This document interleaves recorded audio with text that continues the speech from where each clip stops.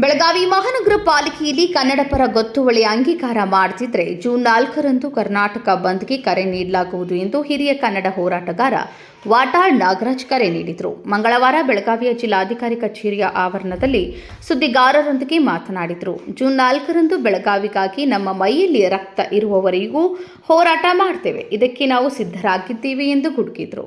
ಬೆಳಗಾವಿಯಲ್ಲಿ ಕನ್ನಡ ಪರ ಹೋರಾಟ ಮಾಡಿದ ಮಹಾದೇವ್ ಟೋಪನ್ನವರ್, ಜೋಶಿ ಹಾಗೂ ಸಿದ್ದನಗೌಡ ಪಾಟೀಲ್ ಅಪಾರವಾದ ಕೊಡುಗೆ ಇದೆ. ಅವರ ಸ್ಮಾರಕ ಬೆಳಗಾವಿ ನಗರದಲ್ಲಿ ಸ್ಥಾಪನೆಯಾಗಬೇಕು ಎಂದು ಒತ್ತಾಯಿಸಿದರು. ಬೆಳಗಾವಿ ನಮ್ಮ ಆತ್ಮ. ಬೆಳಗಾವಿ ಇಷ್ಟೊಂದು ಶೋಚನೀಯ ಸ್ಥಿತಿಗೆ ಬರಲು ರಾಜಕೀಯ ಪಕ್ಷಗಳು ಇಲ್ಲಿ ಕನ್ನಡ ಉಳಿದು ಬೆಳೆದಿದ್ದರೆ ಕನ್ನಡ ಪರ ಸಂಘಟನೆಗಳ ಹೋರಾಟದ ಹಾದಿಯಿಂದ ಎಂದರು. ಬೆಳಗಾವಿಯಿಂದ ಈಗ ಕನ್ನಡ ಸಂಘಟನೆಗಳಿಗೆ ಹೊಸ ಕ್ರಾಂತಿ ಉಂಟಾಗುತ್ತದೆ. ಕನ್ನಡದ ಹೆಸರಿನಲ್ಲಿ ಸರ್ಕಾರ ಬಂದರೆ ಅದರ ಕಥೆಯೇ ಬೇರೆಯಾಗಿರುತ್ತದೆ. ಕನ್ನಡ ಸಂಘಟನೆಗಳಿಗೆ ಬೆಳಗಾವಿಯ ಸುವರ್ಣ ವಿಧಾನಸೌಧದಲ್ಲಿ ಕೊಠಡಿ ಕೊಡಬೇಕು. ಕನ್ನಡ ಸಂಘಟನೆಗಳೀಗ ವರ್ಷಕ್ಕೆ 1 ಕೋಟಿ, ಪ್ರೆಸ್ ಕ್ಲಬ್ಗೆ 5 ಕೋಟಿ ರೂಪಾಯಿ ಅನುದಾನ ಕೊಡಬೇಕು. ನಾನು ಮುಂದೆ ಮುಖ್ಯಮಂತ್ರಿಯಾಗುವುದು ಖಚಿತ ಎಂದರು. ಬೆಳಗಾವಿಯ ಮಹಾನಗರ ಪಾಲಿಕೆಗೆ ಜೂನ್ 2ರವರೆಗೆ ಬೆಳಗಾವಿಯ ಕರ್ನಾಟಕದ ಅವಿಭಾಜ್ಯ ಅಂಗ ಎಂದು ಟರಾವ್ ಪಾಸ್ ಮಾಡಬೇಕು. ಬೆಳಗಾವಿ ಕನ್ನಡಿಗರ ಗಂಟು ಮೆಟ್ಟಿದ ನೆಲ. ಕರ್ನಾಟಕ ಅವಿಭಾಜ್ಯ ಅಂಗ. ಮಹಾಜನ್ ವರದಿ ಅನುಷ್ಠಾನ ಮಾಡದಿದ್ದರೆ ಕಂಡರಿಯದಂಥ ಬೆಳಗಾವಿಯಲ್ಲಿ ಕ್ರಾಂತಿಯಾಗುತ್ತದೆ ಎಂದರು. ಕನ್ನಡ ಹೋರಾಟಗಾರ ಸಾರಾ ಗೋವಿಂದ್ ಮಾತನಾಡಿದರು. ಬೆಳಗಾವಿಯ ಮಹಾನಗರ ಪಾಲಿಕೆಯಲ್ಲಿ ಕನ್ನಡದ ಗೊತ್ತುವಳಿಯನ್ನು ಮಂಡಿಸಬೇಕು. ಮಹಾಜನ್ ವರದಿ ಬೆಳಗಾವಿಯ ಕರ್ನಾಟಕದ ಅವಿಭಾಜ್ಯ ಅಂಗ ಎಂದು ಉಲ್ಲೇಖ ಮಾಡಿದೆ. ಆದರೆ ಬೆಳಗಾವಿ ಮಹಾನಗರ ಪಾಲಿಕೆಯಲ್ಲಿ ಕನ್ನಡದ ಗೊತ್ತುವಳಿ ನಿರ್ಣಯ ಮಾಡುವಲ್ಲಿ ವಿಫಲವಾಗಿರುವುದು ಕನ್ನಡಿಗರ ಅಸಮಾಧಾನಕ್ಕೆ ಕಾರಣವಾಗಿದೆ ಎಂದರು. ಬೆಳಗಾವಿಯ ಮಹಾನಗರ ಪಾಲಿಕೆಯಲ್ಲಿ ಎಂಇಎಸ್ ಆಡಳಿತದ ವೇಳೆ ಬೆಳಗಾವಿಯ ಮಹಾರಾಷ್ಟ್ರದ ಅಂಗ ಎಂದು ಠರಾವ್ ಪಾಸ್ ಮಾಡಿದ್ರೂ ಖಂಡಿಸುತ್ತಾ ಬಂದಿದ್ದೇವೆ ಎಂದರು. ನಾನು 73ನೇ ಇಸ್ವಿಲೇ ಬಂದಿದ್ದೆ. ಚಂದ್ರಿಗೆ ಹುಟ್ಟಿದ್ರೆ ಇಲ್ವೋ ಗೊತ್ತಿಲ್ಲ. 73 ದೊಡ್ಡ ಮೈದಾನ, ಏನು ಹೆಸರು ಹೇಳ್ತಾರೆ ಅದಕ್ಕೆ ಮೈದಾನಕ್ಕೆ? ಗಾಂಧಿ ಮೈದಾನ ಇಲ್ಲ ಇಲ್ಲ ಇಲ್ಲ ಸರ್ದಾರ್ ಮೈದಾನ, ಶಿವಪೇಟ್ ಮೈದಾನ ಇತ್ತು. ಸರ್ದಾರ್ ಹೈಸ್ಕೂಲ್ ಮೈದಾನ, ಸರ್ದಾರ್ ಹೈಸ್ಕೂಲ್ ಮೈದಾನ. ಇನ್ನೊಂದು ಆಯ್ತಾ? ಲಿಂಗರಾಜ್ ಮೈದಾನದಲ್ಲಿ ಸುಮಾರು ಆ ಕಾಲದಲ್ಲಿ 67ರ ದಶಕದಲ್ಲಿ ಸ್ವಲ್ಪ ಹೆಚ್ಚು ಕಡಿಮೆ 10,000 ಜನ ಆವತ್ತಿದ್ರು ಲಿಂಗರಾಜ ಕಾಲ ಮೈದಾನದಲ್ಲಿ. ಭಾಷಣ ಮಾಡಿ ನಾನು ಕರ್ಕೊಂಬಂದಿದ್ದವ್ರು ಯಾರು ಅಂದರೆ ಸಿದ್ದನಗೌಡ ಪಾಟೀಲರು, ಜೋಶಿ, ತೋಪಣ್ಣ. ಈ 3 ಜನ ಭಾರಿ ಆ ಕಾಲದಲ್ಲಿ ಅವರು ದೊಡ್ಡ ಅದ್ಭುತವಾದ ಶಕ್ತಿ. ಬೆಳಗಾವಿಗೆ ಅವರ ಅಪಾರವಾದ ಶಕ್ತಿ. ಅವ್ರ ಸ್ಮಾರಕ ಆಗಬೇಕಿಲ್ಲಿ. ಇಲ್ಲಿನ ಎಲ್ಲಾದರೂ ಆಗಲಿ ಆ ಜನ ಮಾಡಿದಂಥ ಕೆಲಸ ಇವತ್ತು ಅವ್ರನ್ನ ಕಣ್ಮುಂದೆ ನೋಡಿದ ಖುಷಿಯಾಗುತ್ತೆ. ಆವತ್ತೇನಾಯಿತು ಅಂತಂದರೆ ಒಂದೇ ಒಂದು ಮಾತು ನನ್ನ ಭಾಷಣದಲ್ಲಿ, ಇದು ಬೆಳಗಾವಿ ಕರ್ನಾಟಕದ ಅವಿಭಾಜ್ಯ ಅಂಗ. ಅವತ್ತು ಬೆಳಗಾವಿಯಲ್ಲಿ ಕನ್ನಡ ನಾಮಫಲಕ ಬಿಟ್ಟು ಯಾವ ಭಾಷೆ ಇರக்கூಡುದು ಅಂತ ಸುಮಾರು ಸಂಜೆ 7:15 ಗಂಟೆಗೆ ನಾನು ಹೇಳಿದೆ. 8:15 ಗಂಟೆಗೆ ಬೀದಿಯಲ್ಲಿ ನುಗ್ಗಿ ಎಲ್ಲ ನಾಮಫಲಕ ಕಿತ್ತಾಕಿದ್ರು. ನಾವು ಇಳ್ಕೊಂಡಿದ್ದು ಹೋಟ್ಲು ಬಂದು ಕಲ್ಲೊಡೆದ್ರು. ಅದು ನಾವು ತಲೆ ಮೇಲೆ ಬಾಣಲಿ ಇಟ್ಕೊಂಡಿದ್ದೆವು. ಅದಾದಮೇಲೆ ಸಿದ್ದನಗೌಡ ಬಂದು, ಸರ್ ಇಲ್ಲಿಂದ ಹುಬ್ಳಿ ಹೊಟ್ಟೋಗೋಣ ಅಂತೇಳಿ. ಆ ಕಾಲದಿಂದಲೂ ನನಗೆ ಬೆಳಗಾವಿ ಬಗ್ಗೆ ಭಾಳ ಪ್ರೀತಿ. ಅದೊಂದೇ ಅಲ್ಲ, ಬೆಳಗಾವಿ ಮಾಧ್ಯಮದವರು ಅಂದಿನಿಂದ ಇಂದಿನವರೆಗೆ ಬೆಳಗಾವಿ ನಮ್ಮ ಆತ್ಮ ಅಂಥೇಳಿ ಪ್ರೀತಿಯಿಂದ ಅಭಿಮಾನದಿಂದ ಸಂಪೂರ್ಣ ಬೆಂಬಲವನ್ನು ಕೊಡ್ತಾ ಇದ್ದಾರೆ. ಅಧಿಕಾರಿಗಳಲ್ಲೂ ಬಹುತೇಕ ಒಳ್ಳೆಯ ಅಧಿಕಾರಿಗಳು ಇದ್ದಾರೆ, ಕೆಟ್ಟ ಅಧಿಕಾರಿಗಳು ಇದ್ದಾರೆ, ಇಲ್ಲ ಅಂತ ಹೇಳೋಕ್ಕಾಗೋದಿಲ್ಲ. ಆಮೇಲೆ ಇಷ್ಟೆಲ್ಲ ಬೆಳಗಾವಿ ಈ ಪರಿಸ್ಥಿತಿ ಬರಬೇಕಾದ್ರೆ ನಮ್ಮ ಅತ್ಯಂತ ನೀಚ ರಾಜಕಾರಣಿಗಳು, ಅವ್ರು ಯಾವ ಪಾರ್ಟಿಯವರಾಗಿರಲಿ, ಕಾಂಗ್ರೆಸ್ ಆಗಿರಲಿ, JDS ಆಗಿರಲಿ, ಜನತಾ ಆಗಿರಲಿ, BJP, ಅವರು ಬೇಕಾಗಿರೋದು ಅಧಿಕಾರದ ದಾಹ. ಇಲ್ಲಿ ಕನ್ನಡ ಉಳಿದಿದ್ದರೆ, ಕನ್ನಡ ಬೆಳೆದಿದ್ದರೆ ನಮ್ಮ ಹೋರಾಟಗಾರರಿಂದ, ಚಳುವಳಿಗಾರರಿಂದ, ಕನ್ನಡ ಚಳುವಳಿಗಾರರಿಂದ ಸುಮಾರು ಇವತ್ತು ಭಾಳ ಅತ್ಯಂತ ಗಂಭೀರವಾಗಿ ಚಿಂತನೆ ಮಾಡ್ತಾ ಇದ್ವಿ.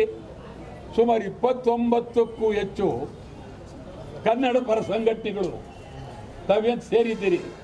ನಿಜಕ್ಕೂ ಇದು ಮುಂದಿನ ಸೂಚನೆ. ಬೆಳಗಾವಿಯಿಂದ ಒಂದು ಹೊಸ ಕ್ರಾಂತಿ ಆರಂಭ ಆಗುತ್ತೆ. ಹೊಸ ಕ್ರಾಂತಿಗೆ ಇದೊಂದು ದಿಕ್ಕು, ಹೊಸ ಕ್ರಾಂತಿ ಕಹಳೆ. ಇವತ್ತು ಹೇಳ್ತಾ ಇದ್ದೀರಿ, ಕನ್ನಡ ಹೆಸರಿನಲ್ಲಿ ಸರ್ಕಾರ ಬರಬೇಕು. ಕನ್ನಡ ಹೆಸರಿನಲ್ಲಿ ಸರ್ಕಾರ ಬರಬೇಕು. ಆಗ ನಿಮ್ಮ ಕತೆ ನೋಡಿ ನಾನು ನಿನ್ನೆ ಕೂತ್ಕೊಂಡು ತಮಗೆ ಇದೊಂದು ಕನಸು ಅಂದರೆ ಮನಸ್ಸಿನಲ್ಲಿ ಹೇಳ್ತಾ ಇದ್ದೆ. ಬರುವಾಗ ಬೆಳಗಾವಿಯಲ್ಲಿರ್ತಕ್ಕಂಥ ಪ್ರತಿ ಕನ್ನಡ ಪರ ಸಂಘಟನೆಗಳಿಗೆ ಈ ವಿಧಾನಸೌಧದಲ್ಲಿ ಅದ್ಭುತವಾದಂಥ ಒಂದೊಂದು ಪಟ್ಟಣಿ ಕೊಡಬೇಕು. ಅದರ ಮುಂದೆ ಅವರ ಹೆಸರು ಹಾಕಬೇಕು. ಅದೊಂದೇ ಅಲ್ಲ, ಆ ಕನ್ನಡ ಪರ ಸಂಘಟನೆಗಳಿಗೆ ವರ್ಷಕ್ಕೆ ಕನಿಷ್ಠ 1 ಕೋಟಿ ರೂಪಾಯಿ ಅನುದಾನ ಅವರು ಓಡಾಡಿ ಖರ್ಚು ಮಾಡೋದಕ್ಕೆ ನಾನು ಯೋಚನೆ ಮಾಡೋದು. ಗೋವಿಂದು ಇವತ್ತು ವರ್ಷಕ್ಕೆ 1 ಕೋಟಿ ರೂಪಾಯಿ ಓಡಾಡೋದಕ್ಕೆ, ಕೆಲಸ ಮಾಡೋದಕ್ಕೆ, ಇದಕ್ಕೆ ವರ್ಷಕ್ಕೆ 1 ಕೋಟಿ. ಪ್ರೆಸ್ ಕ್ಲಬ್ಗೆ 5 ಕೋಟಿ ಒಂದು ವರ್ಷಕ್ಕೆ. ಪ್ರೆಸ್ ಕ್ಲಬ್ಗೆ ಬೆಳವಣಿಗೆ, ಈ ನಾಡನ್ನು ಬೆಳೆಸ್ತಕ್ಕಂಥ ಪರಿಸ್ಥಿತಿ ಇವ್ರಿಗೆ. ಇದು ಯಾವಾಗ ಆಗ್ಬೋದು ಅಂತ ಯೋಚನೆ ಮಾಡಿದಾಗ ನಾನು ಮುಖ್ಯಮಂತ್ರಿ ಆದರೆ ಆಗುತ್ತೆ ಇದು. ಆಯಿತಾ? ಅದಕ್ಕೆ ನಾನೀಗ ಹೇಳ್ತೀನಿ, ನಿಜ ನಾನು ಮುಂದೆ ಮುಖ್ಯಮಂತ್ರಿ, ನಾನೇ ಮುಖ್ಯಮಂತ್ರಿ ಆಗೋದು. ಅವಿಚಾರ ಬೇರೆ ನೋಡಿ. ಇವರೆಲ್ಲ ಮಂತ್ರಿಗಳು, ಇವ್ರಿಗೂ ನಮ್ಮ ಜೊತೆ ಸೇರ್ಕೊಂಡು ಇವ್ರಿಗೂ ಮಂತ್ರಿ, ಗೋವಿಂದ್ರು ಮಂತ್ರಿ, ನಮ್ಮ ದೇವ್ ಮಂತ್ರಿ ಮತ್ತು ರೈತ ಮುಖಂಡರುಗಳೆಲ್ಲ ಬಂದಿದ್ದಾರೆ ಹುಬ್ಬಳ್ಳಿ ಧಾರವಾಡದಲ್ಲಿ. ಅವ್ರು ಯಾರಿಗೆ ಹೇಳ್ತಾರೆ ಇವ್ರಿಗಂತೂ ಕೊಡ್ತೀವಿ. ಯಾಕೆಂದರೆ ಇದೊಂದು ಆದರ್ಶವಾಗಿರ್ತಾರೆ. ಯಾಕಿರುತ್ತೆ ಪತ್ರಿಕಾ ಮಿತ್ರರ ಪರವಾಗಿ, ಅದರಲ್ಲೂ ಬೆಳಗಾವಿಯ ಪರವಾಗಿ ಕ್ಯಾಬಿನೆಟ್ ಕೊಡ್ತೀವಿ, ದಯಮಾಡಿ ಕೊಡ್ತೀವಿ. ನನ್ನ ಮುಖ್ಯಮಂತ್ರಿ ಆಗ್ತೀನಿ, ಎದುರುಬೇಡಿ ಅಂತ ಕೊಡ್ತೀನಿ ನಾನು. ಅದರಲ್ಲಿ ಅನುಮಾನ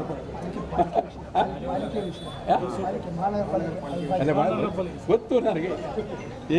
ಏನು ತಿಳ್ಕೊಂಡಿದ್ದೀನಿ ನೀನು? ಇಲ್ಲೊಂದು ಮಹಾನಗರ ಪಾಲಿಕೆ,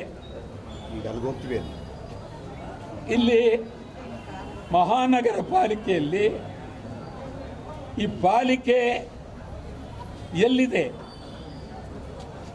ಯಾವ ಜಾಗದಲ್ಲಿ, ಯಾವ ಭೂಮಿಯಲ್ಲಿ? ಗಂಡು ಮೆಟ್ಟಿದ ನೆಲ ಬೆಳಗಾವಿಯಲ್ಲಿ ಇರ್ತಕ್ಕಂಥದ್ದು ಪಾಲಿಕೆ. ನಿಮಗೆ ಅವಕಾಶ ಕೊಟ್ಟಿದ್ದೀನಿ, ಒಂದೇ ಒಂದು ವಾರ, ಇವತ್ತಿನಿಂದ 1 ವಾರ. ಎಷ್ಟು ತಾರೀಕಾಗುತ್ತೆ? 1 ವಾರಕ್ಕೆ ವಾರ. ಇವತ್ತಿಂದ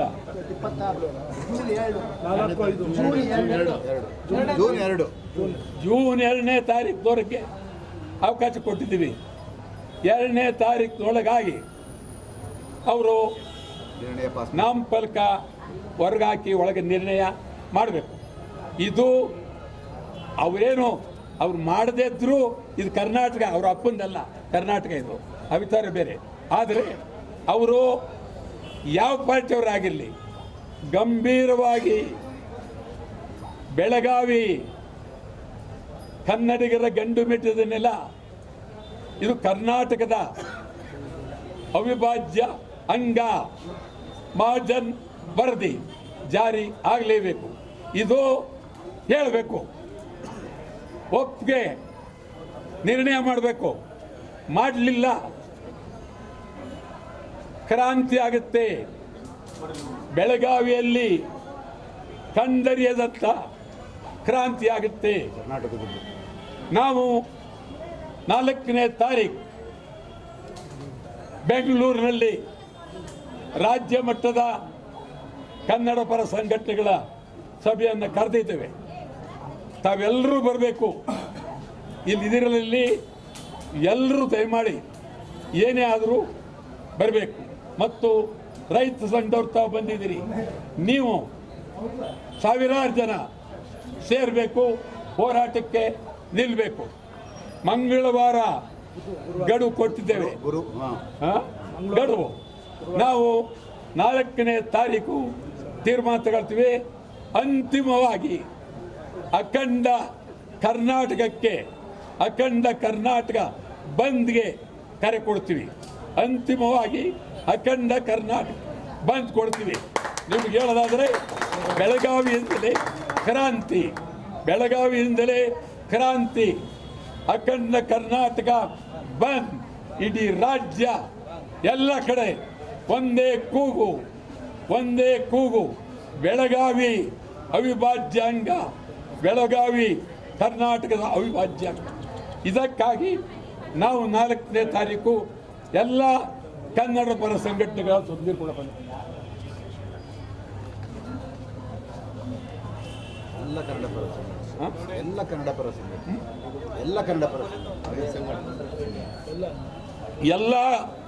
ಕನ್ನಡ ಪರ ಸಂಘಟನೆಗಳನ್ನು ನಾವು ಕರಿತೀವಿ.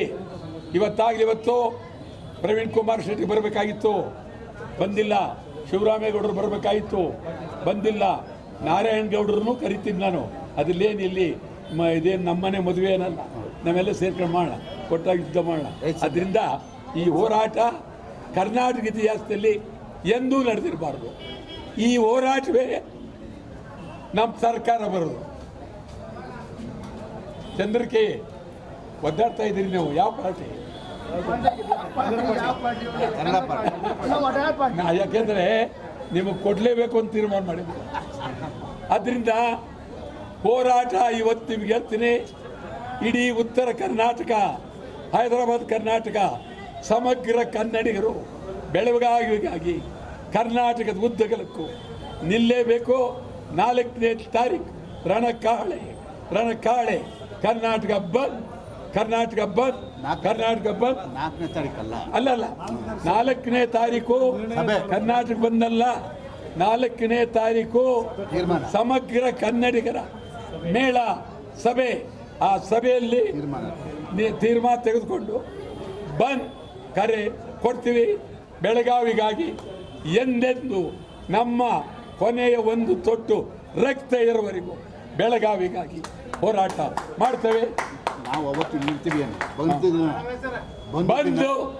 ಬಂದಿನ ನಾವು ಬೆಳಗಾವಿಲಿ ಇರ್ತೀವಿ, ಬೆಂಗಳೂರಲ್ಲ. ಬಂದಿನ ನಾವು ಬೆಳಗಾವಿ ಬರ್ತೀವಿ. ಆವತ್ತು ಭಾರಿ ಹೋರಾಟ, ಬೀದಿಯಲ್ಲಿ ಮೆರವಣಿಗೆ, ರಸ್ತೆಯಲ್ಲಿ ಮೆರವಣಿಗೆ ಇದು ನಡೀಬೇಕಾಗುತ್ತೆ. ಇದಕ್ಕೆ ನಾವು ತಯಾರಾಗಿದ್ದೀವಿ.